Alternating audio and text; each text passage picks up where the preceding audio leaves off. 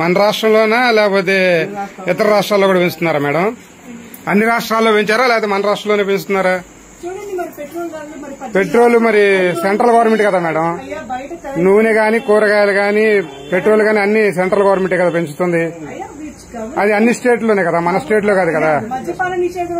కాదు మేడం, ఇప్పుడు మీ పక్కన 50 మంది తిరుగుతున్నారు కదా, వీళ్ళందరూ ఆధార్ కార్డులు తీసుకురండి. ఎంత లబ్ధి పొందారో గవర్నమెంట్ లో నేను చెబుతాను. అమ్మఒడి గాని, విద్యా దీవెని గాని, వసతి దీవెని గాని.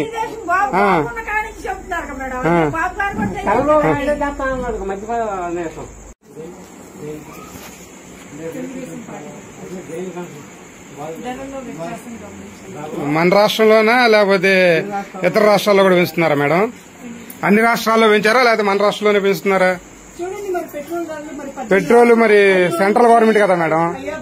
నూనె గాని కూరగాయలు గాని పెట్రోల్ గాని అన్ని సెంట్రల్ గవర్నమెంట్ కదా పెంచుతుంది. అది అన్ని స్టేట్లోనే కదా, మన స్టేట్ లో కాదు కదా. కాదు మేడం, ఇప్పుడు మీ పక్కన 50 మంది తిరుగుతున్నారు కదా, వీళ్ళందరూ ఆధార్ కార్డులు తీసుకురండి. ఎంత లబ్ధి పొందారో గవర్నమెంట్ లో నేను చెబుతాను. అమ్మఒడి గాని, విద్యా దీవెని గాని, వసతి దీవెని గాని.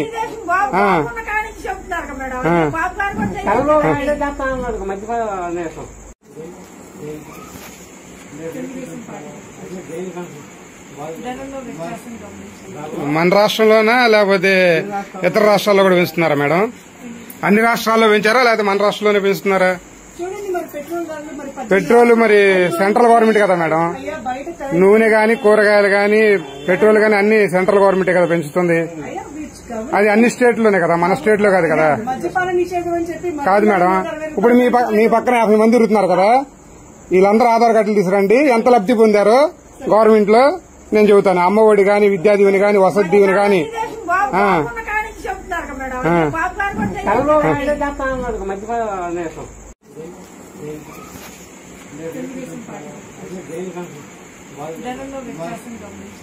మన రాష్ట్రంలోనా లేకపోతే ఇతర రాష్ట్రాల్లో కూడా పెంచుతున్నారా మేడం?